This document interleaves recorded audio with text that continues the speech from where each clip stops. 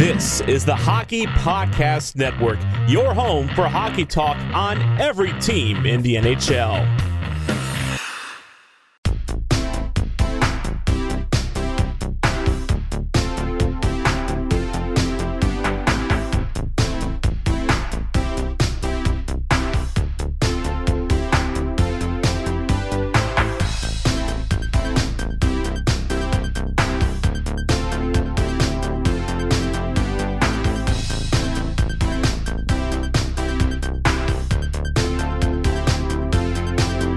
Welcome to Offside by a Mile, the podcast for anything and everything Colorado Avalanche, and the official Avs podcast for the Hockey Podcast Network.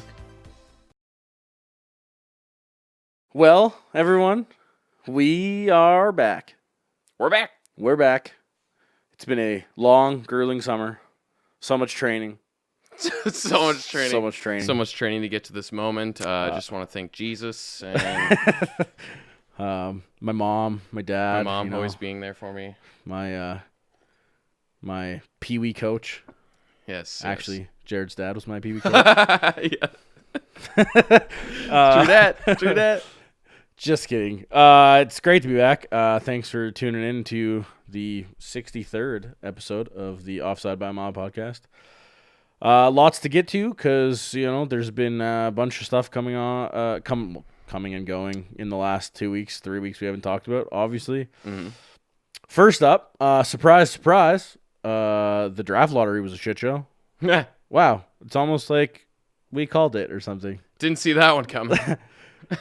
I just Classic, dude. The NHL is so broken. First of all, it's really funny to me that the reason the NHL wanted to do the draft lottery, I would assume, is so that the teams that suck, that aren't playing in the play-in round or anything like that, had something to sell to their fans. Yet, they still gave themselves a losing option in the fact that there was a 25% chance, basically, that one of those teams, or that no team, quote-unquote, was going to win the first overall pick. Yeah, that's out of the playoffs. And if I'd assume most fans that are listening to this podcast, listen to any hockey podcast, period, that care a little bit more than just watching hockey, you all know that the NHL finds a way to fuck themselves over on almost every aspect of the game of chance. Oh, yeah. I mean, you go through the history of the friggin' draft, the draft lottery, and it's always ridiculous. It's just always I've been I was thinking, and it's probably because I don't remember, and the other ones are significant. The underdogs winning the draft lottery, but yeah. I feel like when has it actually been biggest odds the draft lottery goes to that team? I feel like it's never. Yeah, the Leafs basically. It's someone always jumps. I think in recent memory it's only been the Leafs. Yeah, the Matthews. Right. I think that's the only one I can think of off. And maybe Oilers stuff. I think the not the McDavid draft. One of the Oilers ones. One or two of them, they were dead last. Yeah, but it's so funny though. It's just like you said. But again, the point of that, the NHL likes that, and I think as a fan, you should like that too. Yeah. Again, it's kind of like this playoff strat, the thing we've talked about for eons, 5, 6, 7 hours total on this podcast. The playoff format, obviously not this year, but the normal playoff format, the last 5, 6, however long it's been. Yeah, 2013 or something. If you're a fan of hockey, it's awesome. That playoff format is legit. Mm-hmm. If you're a fan of a singular team and you want your singular team to do well, it's not as great. Same as the draft lottery. If you're just a hockey fan, the draft lottery is good because it keeps teams from straight up tanking like the Buffalo Sabres did for Connor McDavid. And it fucking worked because they didn't get Connor McDavid. Yeah. That team is a tanking shit show, that Buffalo Sabres team. Yes, obviously we know the Avs were hot garbage before they got Cale Makar and lost the draft lottery. The Detroit Red Wings were hot garbage, a product of just being good for a very long time. Yeah. Right? but they were not tanking. The Avs were not tanking. They were trying. They were just couldn't- bad. Couldn't win. But the Buffalo Sabres straight up traded away Yeah. everything. They are the exact reason the draft lottery exists. Because if you can just straight up sell off all your assets and get the best player that we've ever seen, arguably, McDavid is definitely going to He's put okay. himself right up in the history books. Clearly, that's not a hot take, obviously. Right? But it's complete garbage if you could just straight up do what Buffalo did and just guarantee Connor McDavid. Yeah, for sure. Yeah, I mean, we can laugh and joke and say, well, why the fuck do Oilers get him? Yes, they're also shit and perennially shit. But, like, you know, it's just, this is the draft lottery at work doing the right thing. Now, this year, and the NHL being complete, absolute winners, saying that the 8th through 15th place teams, or last, you know, the placeholder teams, saying that they needed to have a shot at the draft lottery is fine, because that's the way it always is. There's always the bottom 15 teams. Mm-hmm. Except for a couple of weeks later, when the NHL decides to say that if you made the play-ins, a.k.a. you're the top 24 team in the NHL, all trades and purposes of trades that need to make the playoffs in those conditions, in those picks and stuff, if you made the play-ins, you made the playoffs. Yeah. But you can't have both. You can't have both. Yeah, that's a little weird. I You mean, can't say that a team that's going to lose one of these playing rounds made the playoffs, but then also is going to have a 12.5% chance at first overall. Yeah. That's insane to me. Yeah. I mean, I can't really say anything more other than, yeah, I completely agree. It's kind of insane. Like, man, all they had to do was wait until the playing round was over, hold the draft lottery, everything would be normal. And like, there'd be no controversy. I'm still trying to like hear like a purposeful meaning of why they had to do it. I mean, we've talked about this so much already, but it still blows my mind. It's like, why? What is a little patience hurting? The only thing that makes a little sense is being able to have a team like Ottawa or Detroit or LA, Anaheim, Woo! sell something to their fans. Yeah. And But then it didn't work. But when that draft isn't going to be until October, yeah. who gives a shit?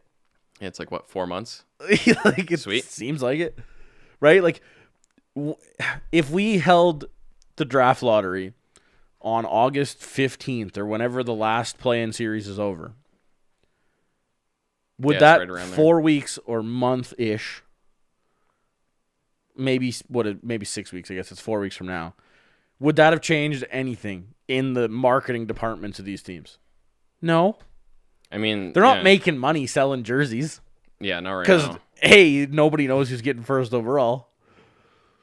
Now you have guys like Shane from the Centurion podcast or whatever he calls it.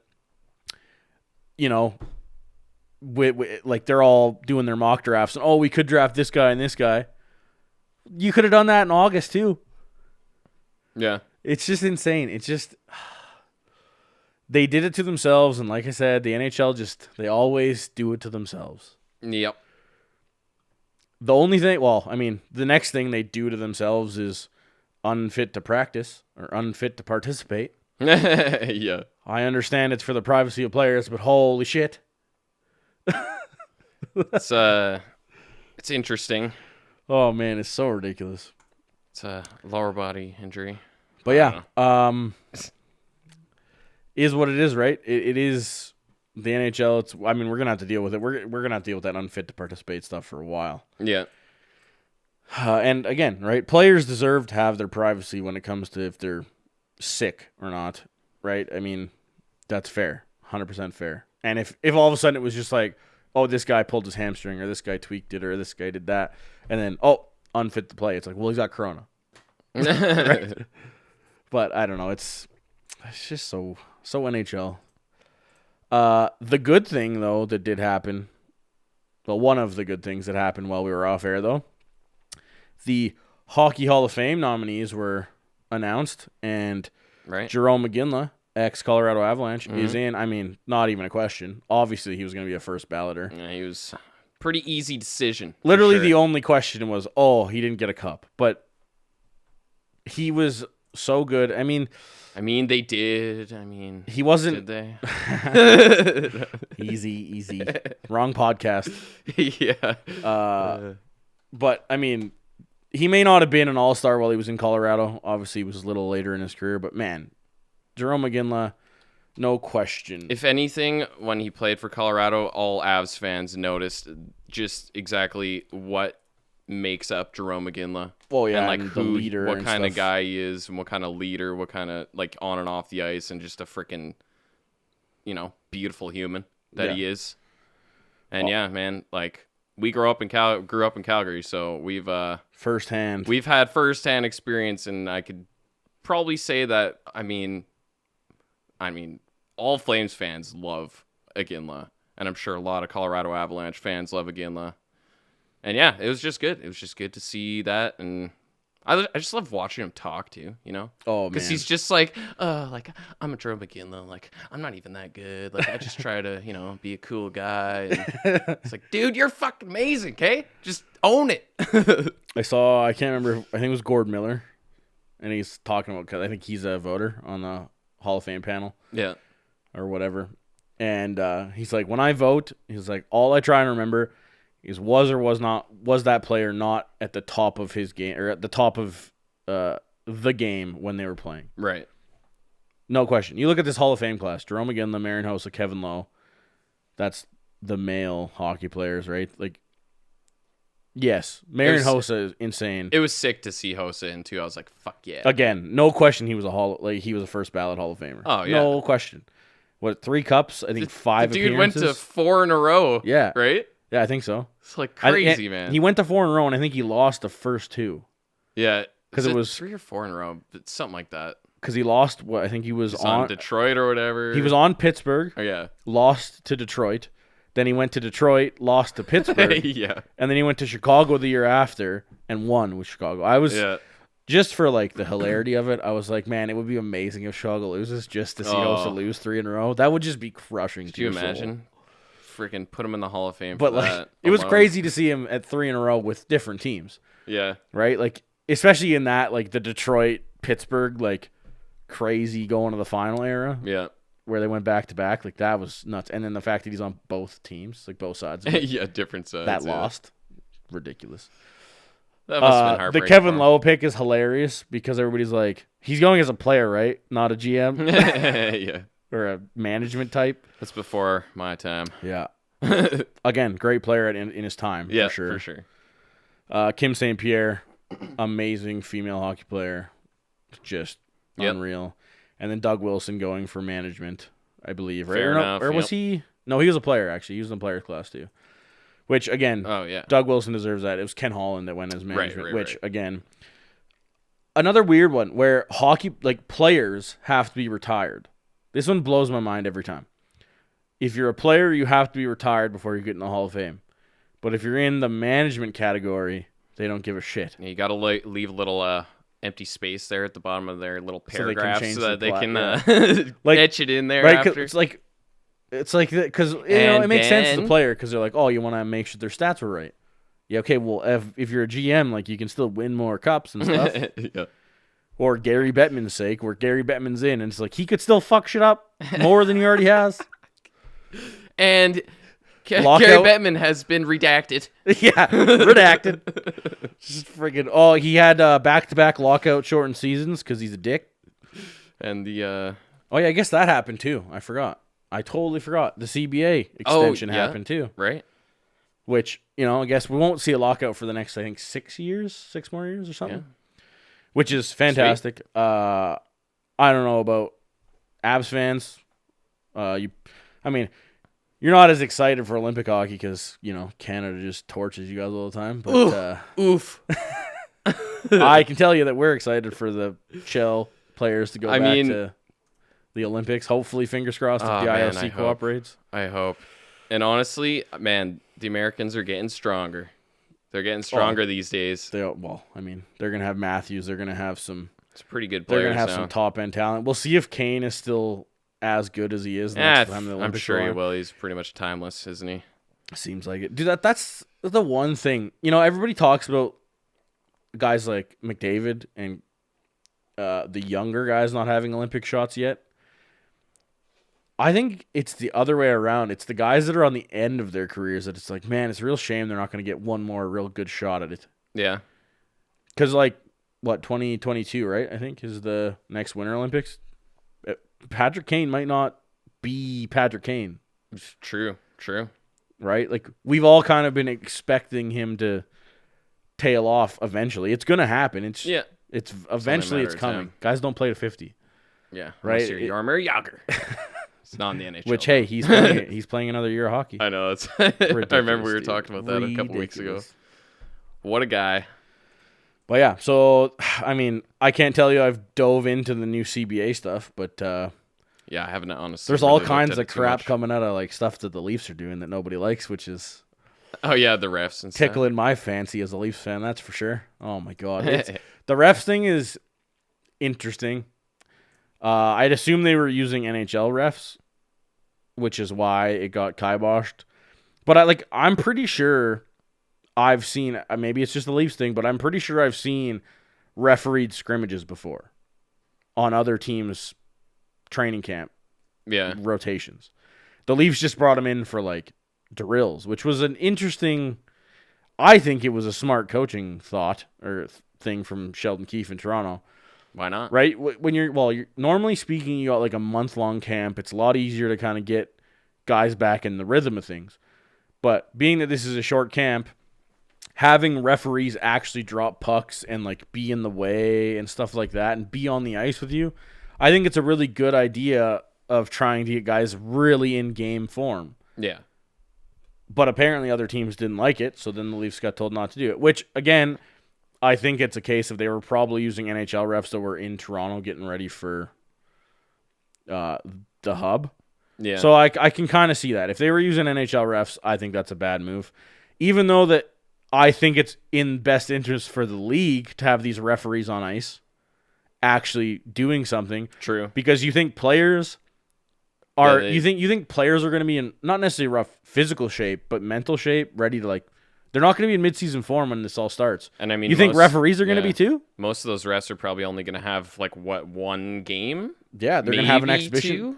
Yeah, they might have an exhibition game, Yeah. maybe two, right? Like, they're not going to be sharp either, and people are going to be losing their shit. Yeah, and And I mean, I'm not saying you got to, how do you do that? How do you send refs to every single city that's running a camp right now? That's ridiculous.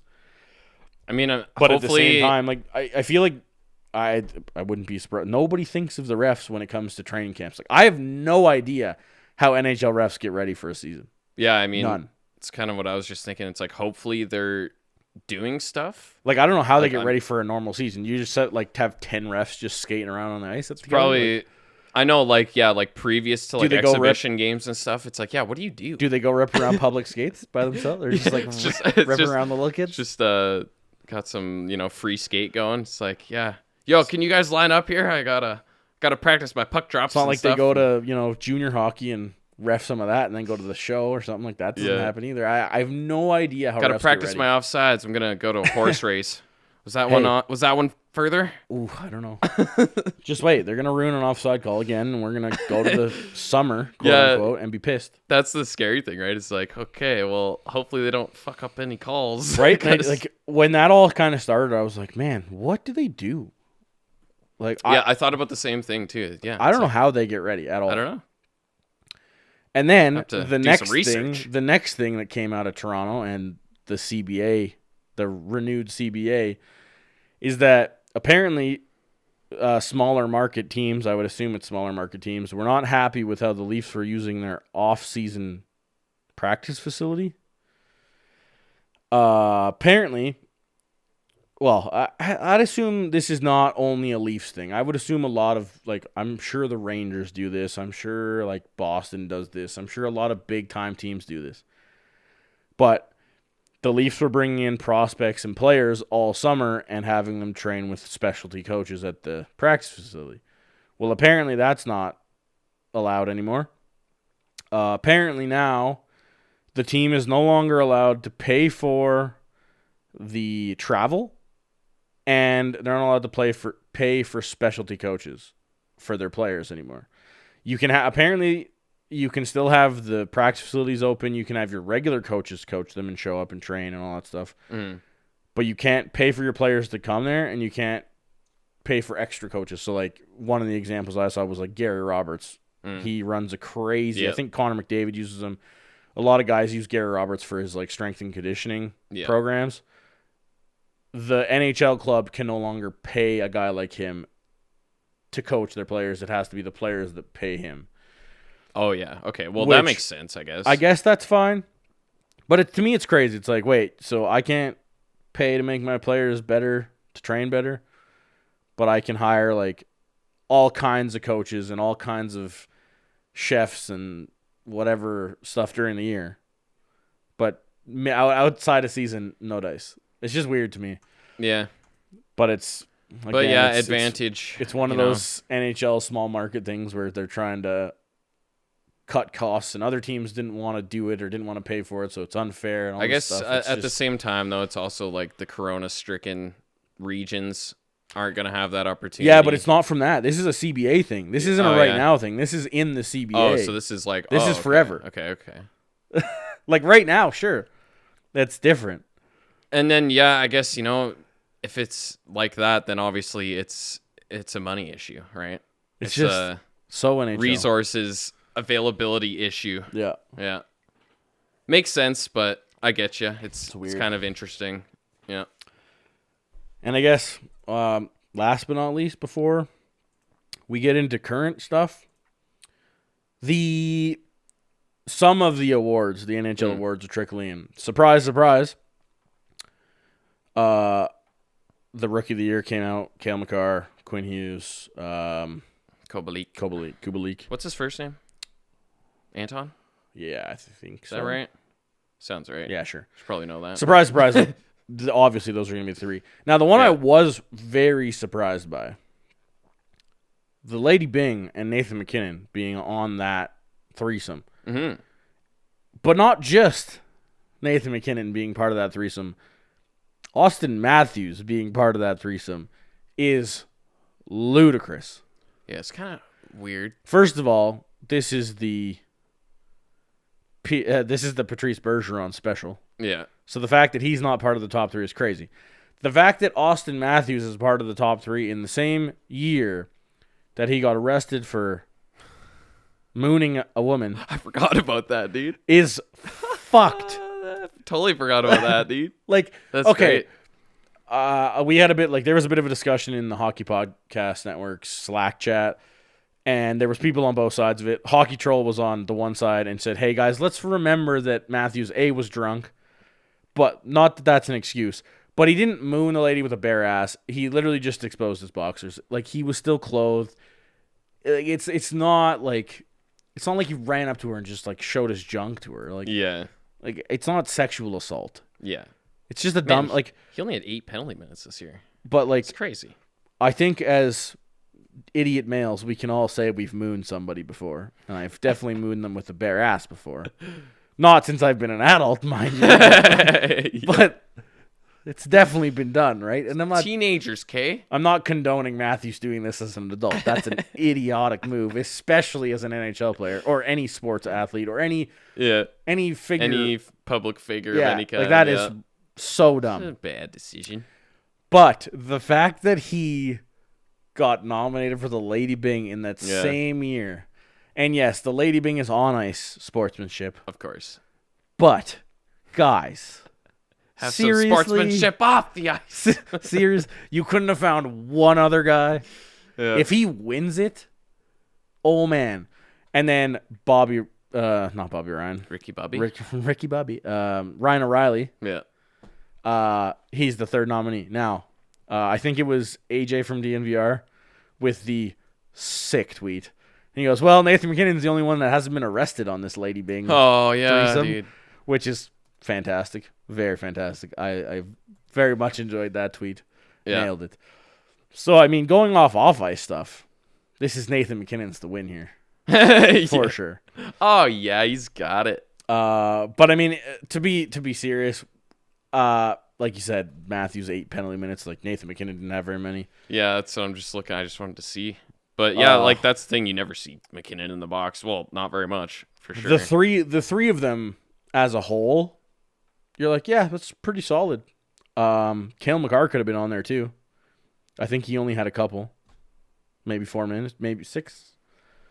It was not very many because it was a very long time in the season before he had one.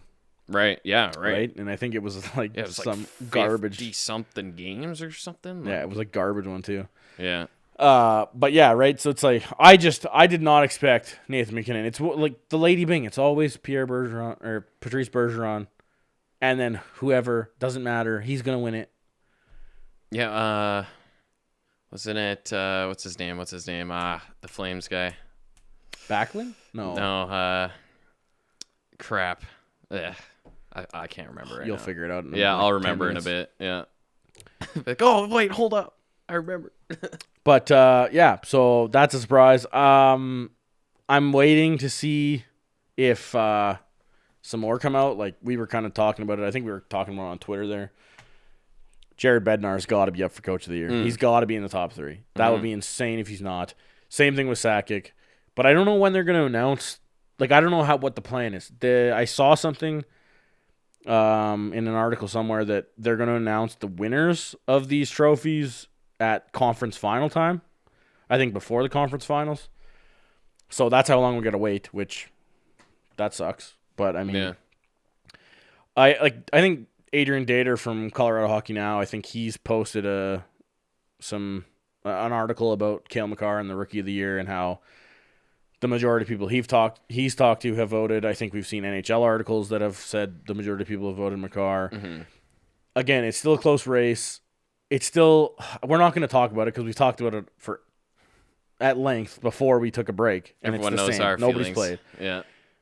Yeah. That being said, when and if we find out the good news or bad news, better be good news though, we are going to have the boys from the Stick and Rink podcast on. Hell yeah. And when we do, they're a bunch of good guys for sure. And just so happens, this week on the Hockey Podcast Network, we're starting a little, not a, I don't know, commercial. Little mid-roll promotion. Yeah, a little promotion of our other podcast networks. Hell just yeah. so happens, this week, we're promoting the Stick and Rink boys, so have a listen. You're a slob. Like, shut your whore mouth. That's it. Yeah, like the phrase pigeon toss, like I find that hilarious. Like as if you were to toss a pigeon. What the fuck is a pigeon toss? No, like you just pigeon toss a guy out of the way, like Touch it, go, he scores! Don't forget to catch Stick in Rink, the healthiest podcast in the Vancouver area. every Monday on the Stick in Rink podcast feed wherever you get your podcasts from, or on the Hockey Podcast Network. Every team, everywhere. You know how fucked I am in the head? When you said pigeon toss, the first thing I thought of was midget toss. We're back. Yes, they are back too. Oh, those guys are freaking hilarious. But yeah, it's going to be a blast. I can't wait to have a solid probably 45 minutes with them just chirping about who won that Calder trophy. Quinn Hughes who? If it's Quinn Hughes, Jared and I are going to be ruthless about it, and it is going to be a painful thing. But that being said, when the Calder goes to Cale Makar, I'm sure they will come back to us with the exact same heat. Yeah. And I can't wait. But I'm sure that'll be around conference final time, so I'm guessing that's what? Late August? I think. Well, yeah, usually what, 2 weeks weeks a series. Yeah, so that's what they said. They said the first round the play-in they wanted done in 10 days, and then 14 days for every other round. Yeah, so seems about right. That's mid-August. Yeah, mid to late August. Yeah, and probably maybe the second week of September, somewhere in there. I don't know. Yeah. Just depends on when they actually do these things. But yeah, I mean, again, it's super fun to have all the hosts. Obviously, you guys have heard it with the many interviews we've done with other hosts on the podcast network. But especially when it comes to stuff like this, because obviously we have our bias for Cale Makar. Clearly, we've watched Cale Makar way more than we've watched Quinn Hughes. Yeah. clearly they have watched Quinn Hughes way more than they've watched Cale Makar. Cale Makar is just better. Sorry, man. We're biased, but still, he's better. But still, he's better. And I think most people believe that. Wouldn't it be great, honestly? Like, and you never know, but it would be freaking great if we met them in the playoffs somehow. Yeah. Like a conference final, and I'm like, I guess it's all reseeded, so who the fuck That's the even thing, knows like, what kind of paths we're gonna have here? But I saw some garbage like the NHL trying to like release a bracket thing, and it's just like that's not the bracket challenge. You can't release a bracket when it's gonna reseed 14 like times. we all already know what happened last year with everyone's bracket when fucking Carolina won and Columbus won, and everyone's fucking bracket was gone. Yeah. You think we're gonna be able to predict this shit? Like, God, ain't nobody predicting this. I'm telling you, they should only reseed after the playing rounds. They're screwing themselves, but yeah, whatever. I agree. Yeah. Whatever is what it is. Because that's what makes the most sense, and then reseeding after that point, Man, I'm telling. then you're changing the whole entire format. That's what I'm saying, right? Like it's you want to say that this is the normal Stanley Cup playoffs after the playing rounds. Well, you know how you do that? You separate the two. Yeah. Turn it into a 4-round playoffs and then a playing round. Well, because not this completely reseeded all the time bullshit. Everything is going to be the same after this playing round. Yeah. It's just then it's Stanley Cup playoffs. Yeah, it's not like it's going to be friggin' the East teams playing West teams. Like it's going to be normal. It's going to be East versus the West. It's going to be fine. Keep it the same. Yeah. That's that dumb. being I said, don't like that. we haven't really touched on the schedule. Oh my god. So much hockey. My god. Oh, I can't wait. After the first 2 days, It's just gonna be a damn sprint. Dude. there's going to be 6 games a day. Yeah. Until teams start getting knocked all out. day. Like, what does it start? Like 10 a.m. or some shit? Yeah, I think it's 10, 12. This is Mountain Time. 10, 12, 2, 4, 6, and 8. Every 2 hours? Yeah. Because Holy it's shit. 12, 4, and 8 in each time zone. Oh, right. So it's going to be like a 12 o'clock start in the East is going to be 10 for us. Right. So then it'll be 10, 2, and 6 for them, and then it'll be noon, 4, and 8 sick. here in Edmonton. Oh, my God. Which I'd assume most of you that are listening to this podcast as well are not living under a rock and saw the shit show that is Rogers Place or Rogers Arena or whatever they call it. The storm that just destroyed freaking storm drain tubes and pipes in the building. Yeah. Oh my god. Little flood can't hurt, right? How conveniently timed was that? Oh my god. Yeah. This is 2020, folks. They're just gonna freak out and end up moving into Calgary because they're like, the building's fucked. Piles of shit upon piles of shit. I can't believe it. It's just like, Yeah, I know. I think it was Patrick Kane who was like, man, it's just like somebody's throwing a sign saying maybe we shouldn't do this. Yeah. I don't know. I mean, I can't say that. Well, first of all, if you're on Twitter, you've seen the majority of Twitter posts that have some sort of person saying just cancel the season. Almost every single post I've seen a comment like that on Twitter, and it drives me insane. But at the same time, I understand the skepticism and the fact that like it's not worth killing someone over playing hockey. I get that. Yeah. I get it. That being said, we talked about it before we took a break, and the entire time we took a break, the UFC has fought, and they fought, and they fought, and they've had so many fight cards.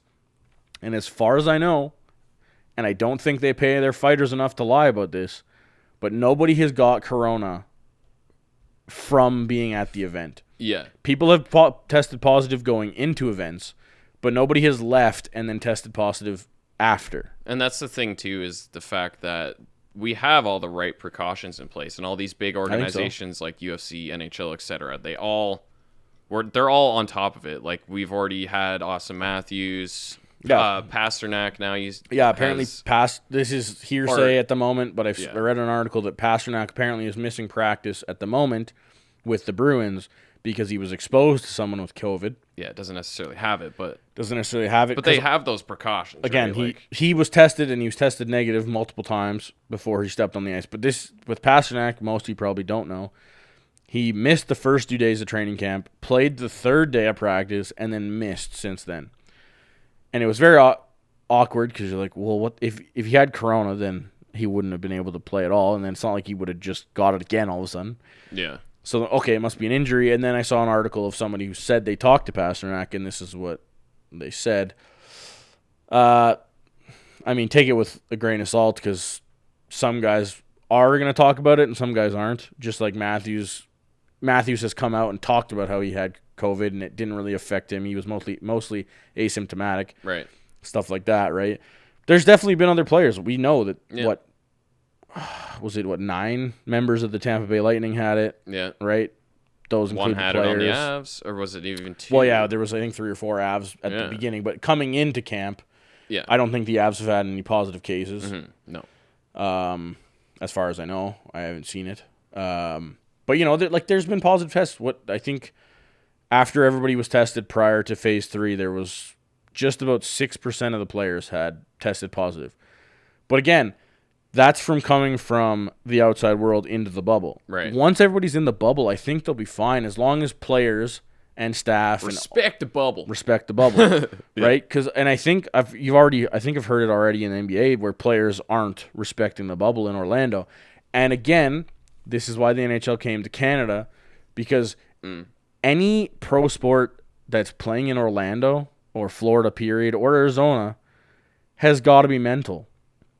Yeah, you can't on one hand say we care about our players and then put them in Florida. Yeah. On the other hand, right? It does not make sense. Coming to Canada, I think, was the better choice. Again, I think I said this earlier, I don't know, a month before we stopped. I thought Toronto was a crazy choice because Toronto's probably the highest number of COVID cases in Canada. But at the same time, per capita, it's probably not. It is a huge city. Again, I think Montreal, Quebec is clearly the worst place in Canada. It's kind of our Florida, where shit's just off the rails. Yeah. But, I think it's good to come here, come to Canada, where if a player does decide that he doesn't want to respect the bubble, he's got a lesser chance of actually catching it. The problem with that, though, is that it's just like probably people anywhere. They get kind of complacent and you just, that's fine. I don't know anybody with it. It's not that bad here. Yeah. We'll be fine. So, I mean, we'll see. Again, we'll see what happens if somebody gets it in the bubble. You're not going to know, right? In theory. I guess elephant in the room that we've been avoiding, because I didn't want to bring up Makar too early in this, because I feel like we would fixate on him, is Cale Makar has not practiced in the last day and a half-ish. He left mid-practice yesterday, yesterday being Saturday, and didn't practice on Sunday, was not part of the scrimmage on Sunday. Yeah. Terrifying. Because when you leave mid-practice, it's injury-related. He probably tweaked something, which, holy fuck. And it's like, wow, did he not have enough shit to deal with this year already? And then I saw somebody on Twitter, and it's like, oh, he's a Band-Aid. Oh, man. Not yet. This, not yet. Not this. Not yet. Not already. He's not there yet. Simmer down. It's 1 year. Lots of people. It's 1 year, and he still played 50-something games. Yeah, out of what, 71? Yeah, something like that. Right. So I'm scared. That being said, man, this Avs team being healthy is freaking crazy. To think that Tyson Jost is the 13th forward right now. Yeah. Again, I'm not necessarily surprised with his production. I'm not surprised, but where the Avs were 12 months ago, probably I'd say, maybe 13 months ago, where the Avs were 13 months ago. To think that Tyson Jost would be your 13th forward from a team that had basically one line last year. Yeah, right. It's crazy. Yeah, for sure. When they're healthy, it's crazy how much talent this team has since Sakic did what he did over the summer and with trades like Nemestikov and stuff like that. I'm so jacked to watch them play a game. Oh, man. Speaking of play the game, the exhibition game is against Minnesota on the 29th. So if you're listening to this on Monday, a whopping 9 days away. Hell yeah. Cannot wait. I really, really hope, and I think Jared Bednar also really hopes, that the intensity in this exhibition game versus the Wild is just like the exhibition games against the Wild to start the season. And just like every other game that we played them this year. Yeah. Which were really, really good matchups for sure. Because apparently Saturday's practice was not very intense, and Mr. Bednar was not pleased. He was pissed by the articles I read. He was none too happy. I mean, I mean, they're probably not alone. There's probably a lot of players, as we've seen, unfit to play and all that crap. You want to talk about a time where Mike Keenan is your coach would be perfect? Right now is that time. I mean, Trotz is probably all over that shit dude. too, eh? Columbus camp. Oh, yeah. Toronto's going to have a problem. Get the buckets out. Toronto is going to have a problem. Oh, boy. Yeah, I mean, I'm just so stoked. Like, lots of these matchups are going to be super fun to watch. I can't just wait just to see this freaking event we're going to witness. This historic playoffs, if you will, because it is. It's going to be. I hope it's historic. Like, well, it already is. I really hope it. Not historically good. Yeah. Not historically bad. Yeah, right. Like, because there's a very good chance. And again, we've fucking seen it on Twitter. I'm sure you've seen it on Twitter too.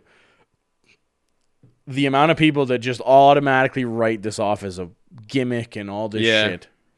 Asterisk up the ass, Yeah. you know, blah, blah, blah, Right? blah. There's so many people that already are already biased to the fact that this is a shit show already, which is waiting to happen. Yeah. I really hope it proves people wrong. I really hope it's amazing.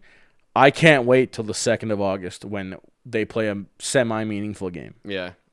That being said, I can't wait till like I'm hugely optimistic. I can't wait till like the 10th or 11th when they play like a legitimate playoff series game. I mean, once we get through the play-in, all these teams are going to be back to, you know, full juice. Yeah. And like once we get into the actual playoffs, I guarantee it's going to be crazy good hockey. Yeah. Like, how is it not going to be? It's going to be. Again, I just need Montreal to lose. Blackhawks to win. Edmonton to get the first overall pick. If they win, everything will be right. If they win the draft lottery, I am gonna die. Watch it happen, man. We were actually talking about it on Saturday last night. I was at my friend's. We were actually ending our hockey pool. We were simulating our season finale because we had a matchup pool, and obviously with the season ending. Jesus. We couldn't finish our matchup playoffs, so we simmed them in NHL 20 last night. First of all, complete shit show. NHL 20 sims are shit. Almost every team that was rated lower won their game. Oh yeah. My team was rated. The underdog. My team was rated with a 94 offense, a 92 defense, and like an 89 goaltending. To which I played the eventual champ, who was like 90 offense, 88 defense, and like 86 goaltending. I lost 7-0. Awesome. What a garbage sim. I was so rattled. It wasn't even close. Brutal. Nobody else got Harsh. worked. One of our guys had a 100 rated offense. He scored 1 goal. Oh god. I was like, how is this even Damn it, real? NHL. Yeah, EA the Sports. sim was rough. We started out the sim with because it's a 10-person team, so it's 6 people make playoffs, 1 and 2 get buys. So Buddy, who put everything in the game, he put the first and second place teams against really bad teams for their bye because they had to put somebody in there.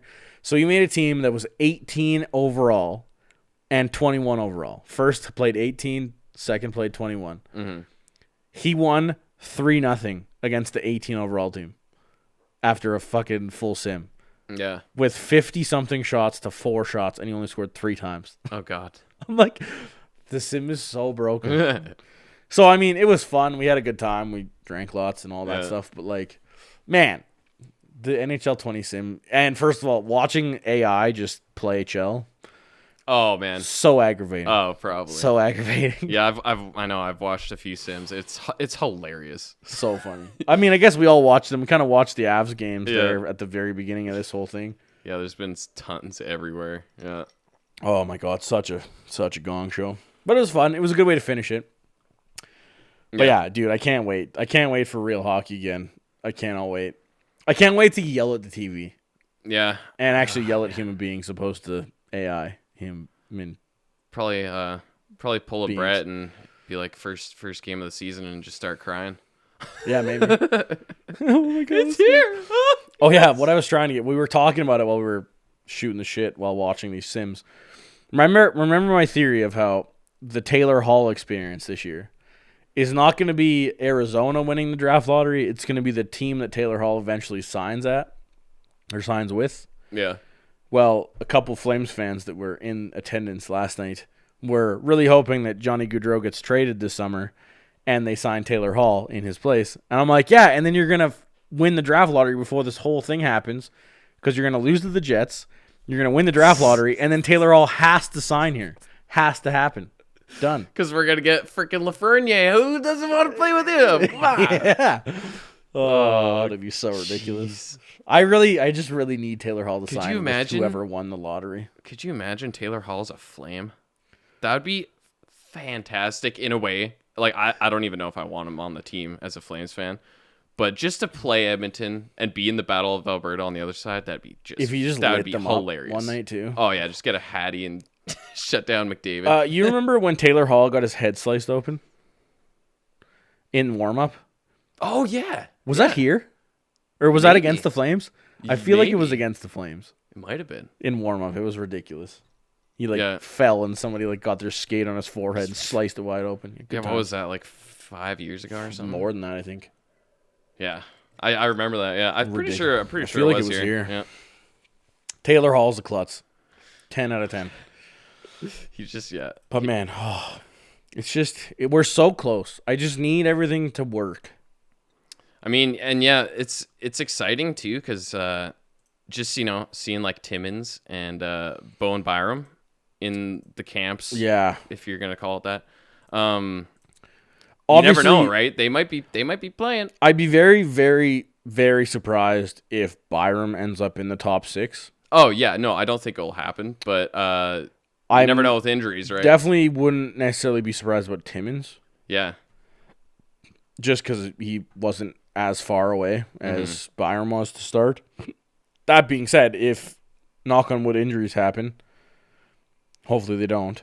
But if they do, it's nice to know that the Avs have options that may be able to fill the gap better than expected, right? Like, And it's nice most that we have teams- the faith in that depth now. yeah, right? Like most teams, when you look at their D, which again, this is just hoping, right? We're obviously rose-colored glasses a bit here. Your 7th, your 8th, your 9th, you're never going to be as good as your top 2 or your top 4. But when it's a guy like Connor Timmins or Bowen Byram, they may be able to step in and actually produce in those roles, whereas most of those perennial 8 and 9 guys kind of just fill the hole and Like you a just hope for the Barbario best. kinda Yeah, thing. I was going to say the Barbarios, right? Yeah. I don't want Canon. to. I don't want to see it happen. I don't. Obviously, I don't think anybody Of wants course. to. Yeah. But it's nice because I mean, obviously, part of the reason I think we're so not hopeful, but like hyped up about potentially the 8th guy being able to step in, no problem, is because of what Cale Makar did last year, right? And again, painting everybody with the same brush is never a good idea. You're going to get disappointed for sure. But we know Bowen Byram's going to be a hopeful stud in the NHL. Connor Timmins looks like a beauty. There's a reason why they didn't want to trade him for Taylor Hall, right? So it's just one of those things, and I can't wait to see it happen. It's been a long time since we've talked about hockey. I was so jacked up to record this podcast today. Yeah. And it's going to be even, I guess, damn, we still won't have a game before next episode. No, but we'll be talking about one. Yeah. Yeah, well, that'll we'll be an actual kind of preview, the first preview. Yeah, oh, we're gonna- man. I'm It's been so long up since too. we've previewed a game. Oh. Yeah. Man, yeah, seriously, I 4 months? might cry when when we play the Minnesota Yeah. Wild. I might be like, yes, Oh my God. it's fucking here. We'll have to Let's like go." Zoom call each other while we're watching the game. Yo, man, I'm crying. Are you crying? Yeah. Oh man. Yeah, we're soft. I'm stoked. Yeah, it's gonna be so good. But anyway, I think that's a wrap. I hope we didn't miss anything. I mean, I guess we can kind of touch on the fact that the Vezina 3 are out. Hellebuck, It's got to be Hellebuck, right? It's got to be Hellebuck. That's what I think. I think I saw the Grid per 60 guys tweet something that like he was like 19 point something goals saved above average, and the next guy I think it was Vasilevsky at 9. Yeah. It's like, I mean, especially like if the Jets do beat the Flames in this play-in, it's gonna like- be Hellebuck. like, well, and just think like they shouldn't even be here, right? And like he's their only reason. I don't know what the hell that was. That was me. He's like the only reason that they're in this position. Yeah. They should not be here. Like I don't even it's like what we, talked about them early on, like before the season started and all the Bufflin shit and all the shit that they were going through with their defense, Trouba being gone. And we're sitting there like, I don't know if we actually said it, but we were pretty much thinking, I think, that they're going to be like bottom 10 team. Yeah. And they were right there. And that's like 80% because of Hellebuck. 0.01% win percentage out of 8th. Right. Yeah, and it comes down to that. And and we didn't mention this, but in the draft lottery, in the whole, 1 to 15 number, the pick that won the draft lottery was the Winnipeg Jets position. Yeah. It seems crazy because you think because they're so like fringe on the outside of the playoffs, they should have been higher. Mm-hmm. But because the East point totals were so much higher than the West, it put the Jets into like 13th last or something. And that was the pick. Yeah. That was the pick that won the draft lottery. That's something. Which don't even think about it, Which Jets. means clearly the Jets are going to win. They're going to win the series against the Flames. The Flames are going to lose, and then the Flames are rightfully going to win the draft lottery. And then the Taylor Hall is going to sign here. Then the Jets will get spanked in the first round of the playoffs. It's going to happen. I'm telling you. That'll just be heartache. Anyway, thanks for tuning in. We will catch you next Monday. And I'm pretty sure when hockey rolls along, we're going to be on a lot. Yeah, man. I mean, there's going to be a lot of talking. We got friggin' 6 games a week or a day. Yeah. And we're going to have, Avalanche games pretty much every second day. Oh, so stoked. Yeah, once that first round starts, oh boy. We'll be spouting out 1.5 hour episodes twice a week probably. Watch out. But anyway, hope you're all staying safe and you've come back to enjoy get some more of your hockey fix in for sure. Yeah. Because we're coming.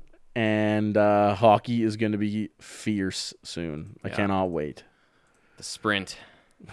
The sprint. The summer. The summer of hockey. Oh, my God.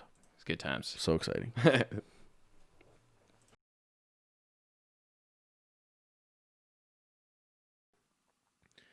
The biggest thing you can do to support us is by going to iTunes or Apple Podcasts and giving us a 5-star rating. Also, if you're looking to donate to the network, visit the Hockey Podcast Network's Patreon page. All donations go straight to the podcast host. Thanks, and see you next episode. You're listening to the Hockey Podcast Network on Twitter @HockeyPodNet. New episodes every Monday and Thursday. Download at thehockeypodcastnetwork.com or wherever you get your podcasts from.